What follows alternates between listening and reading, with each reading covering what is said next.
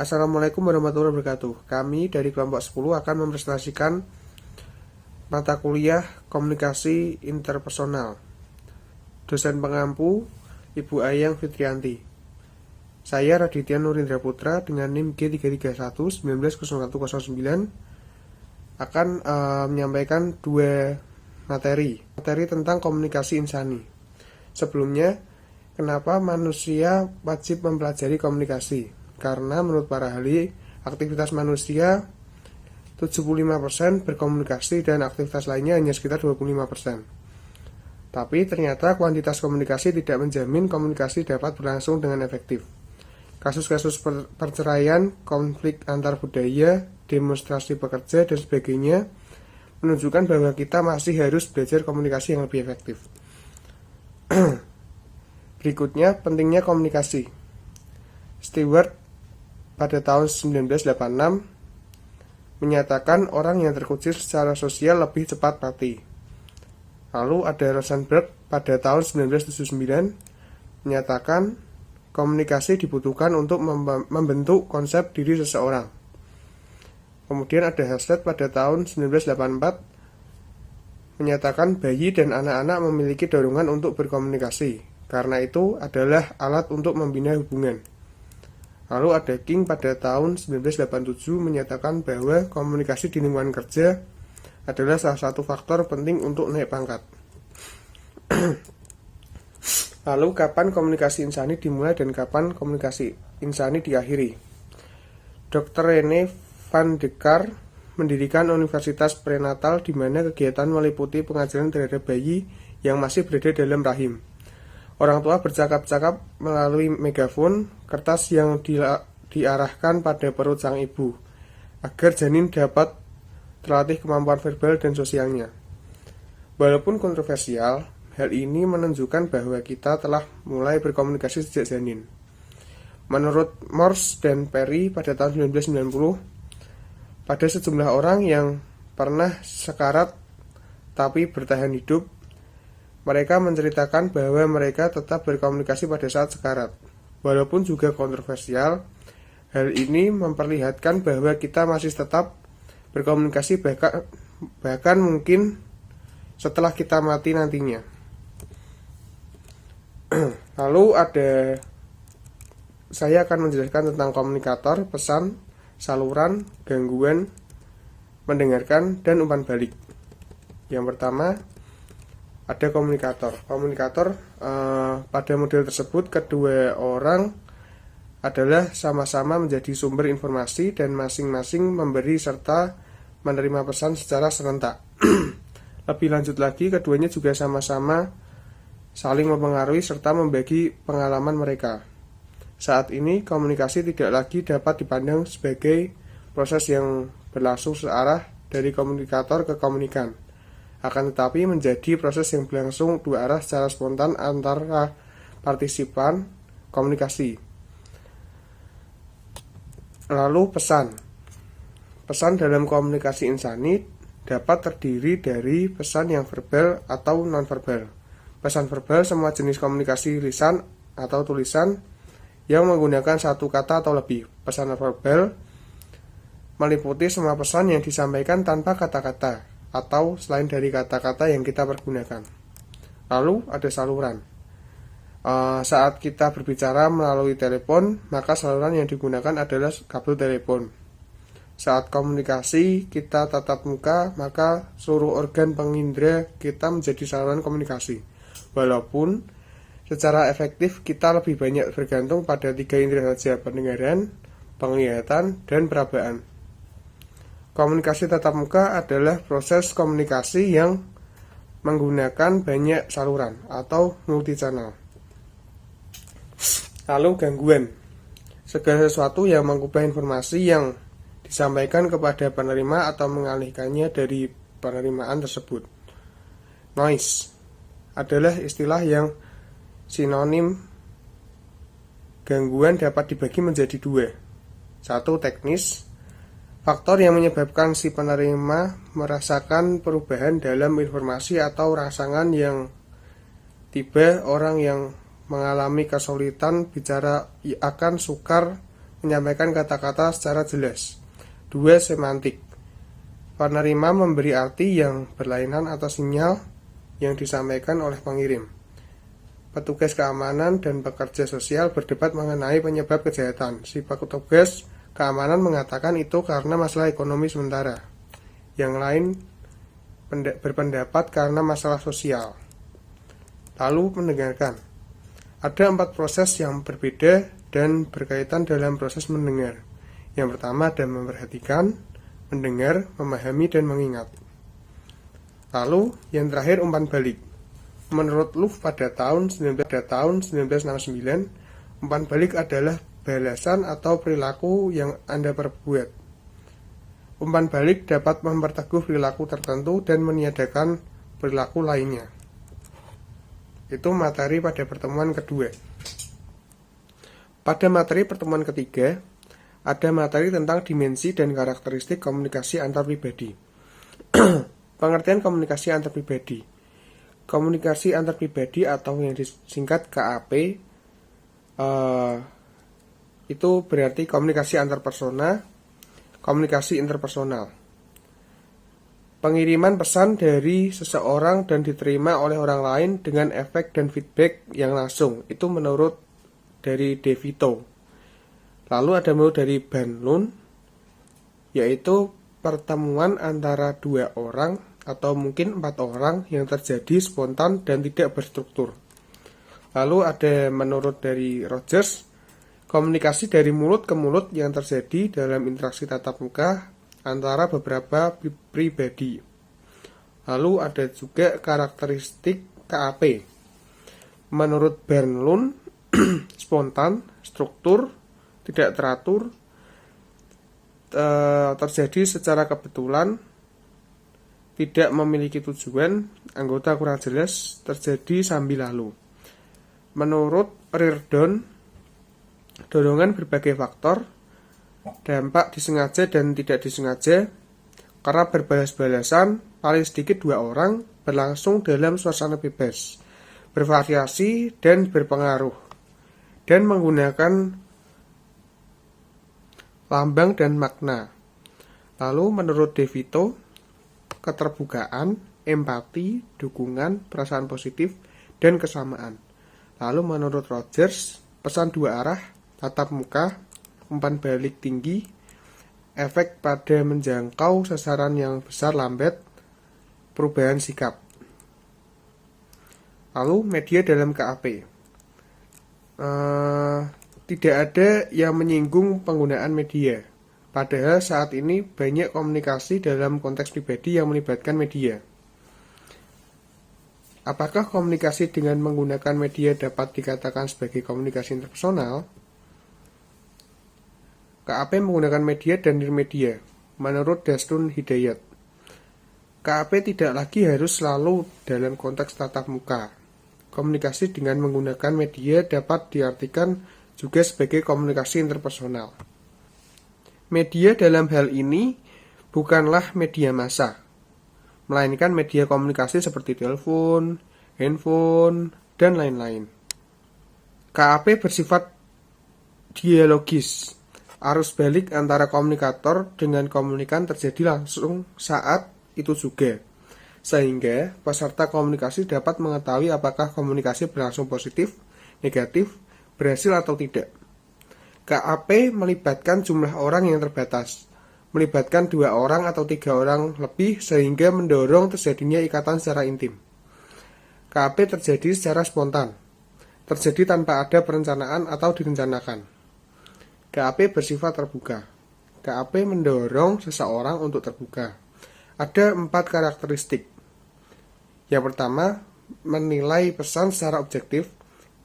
Kedua, membedakan dengan mudah. Ketiga, mencari informasi dari berbagai sumber. Keempat, mencari pengertian pesan yang tidak sesuai dengan rangkaian kepercayaan. KAP bersifat empati. KAP dapat berlangsung kondusif jika komunikator menunjukkan merasakan apa yang dirasa oleh orang lain. KAP bersifat dukungan. KAP yang sukses membutuhkan situasi yang saling mendukung agar para peserta komunikasi mau berpartisipasi dalam komunikasi.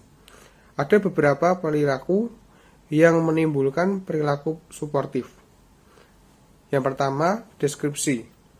Menyampaikan perasaan dan persepsi kepada orang lain tanpa menilai. Yang kedua, orientasi masalah. Mengajak untuk bekerjasama mencari pemecahan masalah. Yang ketiga, spontanitas. Sikap jujur dan dianggap tidak menyelimuti motif yang terpendam. Yang keempat, profesionalisme. Kesediaan meninjau kembali pendapat diri sendiri. KAP bersifat positif. KAP yang sukses harus dapat menciptakan rasa positif di antara peserta komunikasi. Rasa positif kecenderungan untuk memberikan penilaian positif pada peserta lain. KAP bersifat kesetaraan. KAP yang sukses harus memberikan pengakuan bahwa kedua belah pihak menghargai, berguna, dan mempunyai sesuatu yang penting untuk disumbangkan. Sekian dari saya, terima kasih.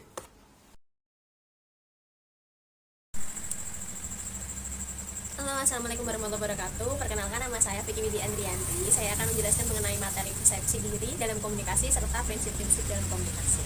Prinsip dan diri dalam komunikasi adalah di mana kita mempersepsikan diri kita dalam komunikasi. Adapun beberapa faktor yang mempengaruhi persepsi. Yakni pertama adalah keberhasilan membangun komunikasi, kesalahan persepsi, latar belakang keluarga, latar belakang kebudayaan, dan kemampuan untuk berempati. Kemampuan memahami persepsi bisa membantu kita dalam memperbaiki kesalahan persepsi dan membawa kita pada komunikasi yang baik dan lancar. Adapun prinsip dan kolom komunikasi, yakni orang memandang dunia dengan cara yang berbeda. Keyakinan terhadap diri sendiri, pesan yang kita tampilkan dari diri kita bisa beragam. Jadi saya akan membahas tentang kecenderungan persepsi diri. Kita sering menilai diri kita lebih baik dari orang lain, self-serving bias. Ketika orang lain nilainya jelek, kita mengatakan karena dia malas. Ketika nilainya kita jelek, kita akan menjelaskan bahwa penjelasan dosen tersebut tidak baik. Kita paling terpengaruh dengan apa yang paling nampak atau jelas. Faktor-faktor yang mempengaruhi komunikasi. Pertama, suatu perilaku yang positif ketika kita sedang menjalin hubungan baik dengan orang lain bisa terlihat berbeda ketika hubungan tersebut memburuk. Kedua, ketika terkadang menilai orang yang sedang dekat dengan kita lebih positif dibanding orang-orang yang jauh di antara kita. Pengalaman kita di masa lampau akan membentuk dan mempengaruhi persepsi kita di masa depan. Dan status kita dalam hubungan sosial akan mempengaruhi cara kita menerima dan melihat orang lain. Seberapa dalam pengetahuan kita akan membuat kita mengetahui bagaimana cara menghadapi dan menerima persepsi dari orang tersebut. Materi kedua yang akan saya jelaskan adalah prinsip dalam komunikasi yang efektif. Secara sederhana, komunikasi dinyatakan efektif apabila orang berhasil menyampaikan apa yang dimaksudkan dan yang disampaikan dan yang dimaksudkan oleh pengirim atau sumber, berkaitan erat dengan rangsangan yang ditangkap, dipahami oleh penerima. Untuk mencapai sebuah komunikasi yang efektif, adapun prinsip-prinsip dasar yaitu: pertama, komunikasi adalah proses simbiolik.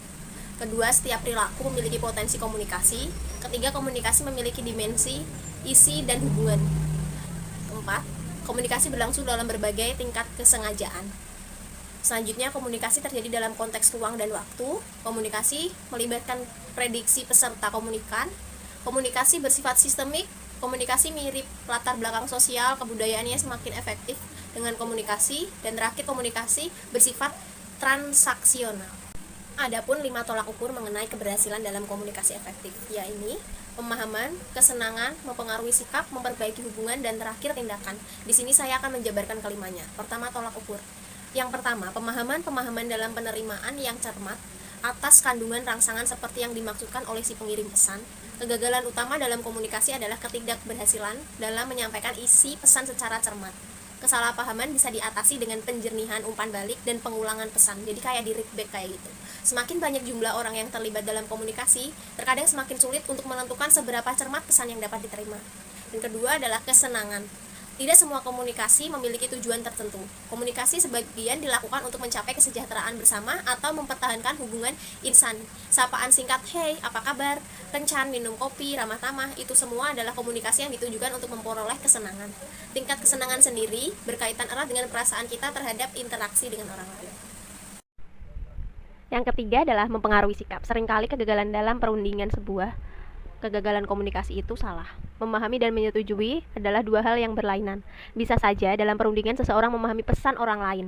Komunikasi berhasil, akan tetapi menjadi tidak setuju dengan orang tersebut.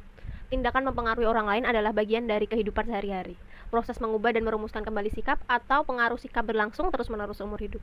Dan keempat adalah memperbaiki hubungan. Efektivitas komunikasi masih membutuhkan suasana psikologis yang positif dan penuh kepercayaan. Komunikasi bisa berlangsung dengan baik apabila dalam kepercayaan di antara para peserta komunikasi paham akan isi komunikasi tersebut. Pemahaman atas motivasi orang lain juga menjadi faktor dan pengaruh besar terhadap proses komunikasi yang berhasil. Dan kelima adalah tindakan. Ada banyak proses komunikasi yang dipandang efektif hanya jika adanya perubahan tindakan. Contoh komunikasi antara penjual dan calon pembeli, guru dan murid, penyuluh dan masyarakat, dan lain sebagainya. Mendorong orang lain untuk melakukan tindakan yang sesuai yang kita inginkan adalah hasil yang paling sulit dicapai dalam komunikasi. Tindakan ini bisa dicapai apabila memudahkan pemahaman penerima tentang apa yang Anda harapkan, meyakini penerima bahwa tujuan Anda itu masuk akal, dan terakhir, mempertahankan hubungan harmonis dengan penerima. Menurut Dasrun Hidayat, keberhasilan komunikasi seseorang juga dapat dilihat dari dimensi hubungan antara lain. Pertama, frekuensi hubungan. Sering tidaknya seseorang mengadakan hubungan atau kontak sosial dengan orang lain. Semakin sering, maka semakin baik hubungan sosialnya. Kedua adalah intensitas hubungan. Mendalam atau tidaknya seseorang dalam mengadakan hubungan atau kontak sosial. Jadi semakin sering nanti keberhasilannya akan semakin tinggi. Tiga adalah popularitas hubungan. Banyak atau sedikitnya teman dalam hubungan sosial itu juga mempengaruhi. Adapun unsur-unsur pesan yang mampu mempengaruhi komunikasi.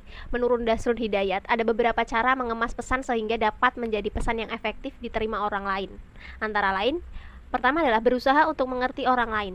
Empathic communication, melakukan komunikasi untuk terlebih dahulu memahami karakter dan maksud atau tujuan orang lain. Kedua adalah empati, menempatkan diri kita pada situasi atau kondisi yang dihadapi oleh orang lain. Jadi kita menempatkan diri juga sebagai komunikan tersebut, menjaga kebaikan, sopan santun, sikap dan perilaku, tidak luput dari yang namanya etika, dan terakhir menghargai individu menjadi sasaran pesan. Jadi kita juga harus saling menghargai terhadap komunikator yang lainnya. Saya Nurika Fajreni dengan NIM G331190127 akan membahas materi 6 komunikasi verbal dan materi 7 komunikasi nonverbal. Kode verbal adalah kode yang menggunakan bahasa, sedangkan kode nonverbal adalah kode yang menggunakan isyarat. Komunikasi verbal dapat dikategorikan menjadi dua. Komunikasi verbal dalam kategori vokal yaitu dengan lisan, sedangkan komunikasi verbal non-vokal yaitu seperti rambu lalu lintas dan bahasa tangan.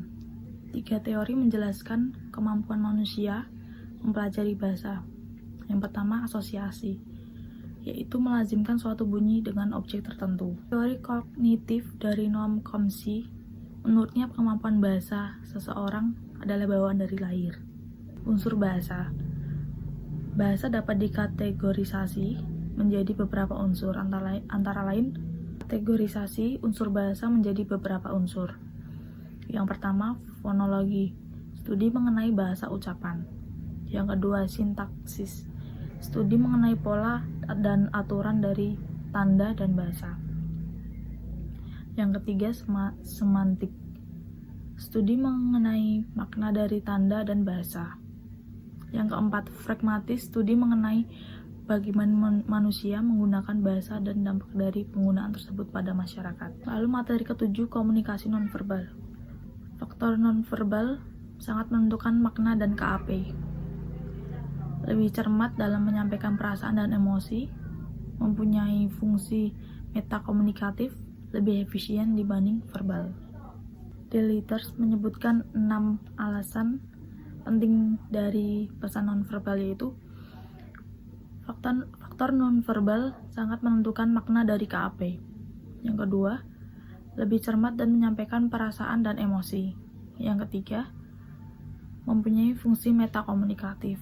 Yang keempat, lebih efisien dibanding verbal. Repetisi mengulang kembali gagasan yang telah disampaikan secara verbal. Contoh, setelah memberikan pesan mengenai penolakan, ia menggeleng. Kayak menggeleng kepala gini. Itu berarti dia melakukan penolakan. Substitusi mengartikan lambang verbal. Contohnya seperti mengatakan iya dan tidak. Cukup dengan menganggukkan kepala atau menggeleng kepala. Yang ketiga, komplement, melengkapi dan memperdaya pesan verbal. Contoh, ekspresi memelas seseorang saat menceritakan kepedihan hidupnya. Jadi kalau sedih, ekspresinya juga sedih, juga nangis gitu ya. Yang keempat, kontradiksi, memberikan makna yang kontradiktif dengan pesan verbalnya. Contoh, mengaku tidak takut tapi raut wajahnya menunjukkan ketakutan. Kemudian jenis-jenis bahasa nonverbal. Yang pertama, body language, berbicara mengenai pergerakan fisik. Studi ini mengaplikasikan prinsip linguistik tradisional pada tubuh secara keseluruhan atau bagian tubuh yang spesifik terutama wajah, tangan, jari jemari. Ini juga berbicara mengenai postur tubuh, mata, ekspresi, dan juga wajah. Yang kedua, echolasis, berbicara mengenai gerakan mata sebagai elemen komunikasi. Hal ini termasuk juga mengenai pandangan statis atau pandangan mata yang dinamis. Lalu ada jenis-jenis bahasa nonverbal, yaitu proximity, melibatkan penggunaan jarak dalam situasi komunikasi. Yang kedua, ada haptik, berbicara mengenai sentuhan sebagai elemen dari komunikasi. Jadi seperti kalian manggil teman, mau ngobrol, terus kita nepuk pundaknya dulu. Nah, itu termasuk bahasa nonverbal haptik. Lalu yang ketiga ada chromik, adalah elemen komunikasi nonverbal yang berbicara mengenai waktu sebagai elemen komunikasi. Contohnya, waktu formal diukur dari menit, jam, hari, dan sebagainya. Kemudian yang keempat ada environment, melibatkan ruang fisik dalam komunikasi seperti lebar ruangan, warna, dan kemudahan akses. Lalu yang kelima ada artifak, melibatkan objek-objek tertentu sebagai unsur komunikasi seperti lukisan, vas, atau benda-benda yang lain. Lalu yang keenam ada olfaktis, aspek komunikasi nonverbal yang melibatkan bau seperti penggunaan parfum, masakan. Jadi kalau parfum kan jadi ciri khas, itu parfum cewek atau parfum cowok gitu. Dengarkan, pada tahun 1926 ditemukan bahwa 70% waktu bangun kita digunakan untuk berkomunikasi. Menurut Flight 1985, ada 9 bidang yang amat memerlukan mendengarkan. 1. Keberhasilan tugas, 2. Pelindungan diri, 3. Penegasan-penegasan lainnya. Mendengarkan sesungguhnya adalah proses rumit yang melibatkan A. Mendengar, B. Memperhatikan, C. Memahami, D. Mengingat. Beberapa macam pendengaran, yaitu A. Mendengarkan yang menyenangkan, B. Mendengarkan secara diskriminatif, C. Mendengarkan secara kritis, D. Mendengarkan dengan empati. Komunikasi kelompok kecil. Komunikasi kelompok kecil merupakan komunikasi yang berlangsung secara tatap muka, karena komunikator dan komunikan berada dalam situasi saling berhadapan dan saling melihat. Para anggotanya saling berinteraksi satu sama lain dan lebih intens. Menurut Shaw, kelompok kecil adalah suatu kumpulan individu yang dapat mempengaruhi satu sama lain, memperoleh beberapa kepuasan satu sama lain, berinteraksi untuk beberapa tujuan, mengambil peranan, terikat satu sama lain, dan komunikasi tatap muka. 4. Karakteristik dasar kelompok kecil. 1. 3 orang atau lebih. 2. Interaksi tatap muka. 3. Rentang waktu. 4. Tujuan atau tugas bersama. Tujuan komunikasi kelompok kecil. Tujuan personal. Alasan orang untuk mengikuti kelompok dapat dibedakan 4 kategori utama. 1. Penyaluran, kelompok terapi, dan belajar. Tujuan pekerjaan komunikasi kelompok kecil sering digunakan untuk menyelesaikan 2 tugas umum, yaitu pembuatan keputusan dan pemecahan masalah. Kelebihan dan kelemahan komunikasi kelompok kecil. Kelebihan, lebih besar pengetahuan dan informasi yang diperoleh. Kelompok lebih banyak mengetahui daripada individu. Jumlah pendekatan lebih banyak terhadap masalah yang dipecahkan. Partisipasi dalam menyelesaikan masalah menambah penerimaan masalah. Pemahaman yang lebih baik terhadap keputusan kelompok membuat keputusan tidaklah perlu menyiarkan keputusan yang dibuat karena mereka yang membuat bersama. Kelemahan, tekanan sosial alot dalam menyelesaikan dibandingkan dengan sendiri. Dominasi individual, konflik dan dari tujuan kedua. Saya Adi Purnomo dengan NIM G331-152 ingin menjelaskan materi ke-11 tentang hubungan interpersonal dan materi ke-12 tentang jenis hubungan interpersonal. Yang pertama saya ingin menjelaskan materi yang ke-11. Apa sih itu hubungan interpersonal? Bisa disebut hubungan interpersonal yaitu apabila terjadi dua orang atau lebih saling menyukai, saling tertarik dan mengembangkan hubungan. Komunikasi tersebut terjadi karena adanya atraksi interpersonal. Yang pertama atau tahap awal yaitu mengetahui di mana orang-orang menjadi sadar akan keberadaan satu sama lain. Yang kedua, kontak persepsi. Ini mungkin asimetris, di mana saya melihat Anda tetapi Anda tidak bisa lihat saya atau mungkin bersama. Yang ketiga, kontak interaksi. Pada tahap ini mungkin ada beberapa interaksi antara orang-orang, tetapi ini biasanya singkat, dangkal, dan impersonal. Yang keempat, penilaian awal dalam hubungan interpersonal. Setiap kali kamu bertemu dengan orang baru, kamu dengan cepat membuat penilaian terhadap mereka. Bisa saja dalam beberapa menit atau bahkan detik. Pada saat kamu mencoba mengategorikannya. Yang kelima, keterlibatan. Dalam tahap ini, orang terlihat lebih terlibat sama lain dan membentuk ikatan persahabatan dengan ringan. Yang keenam, pengujian. Tahap individu pengujian ini orang-orang bertanya-tanya,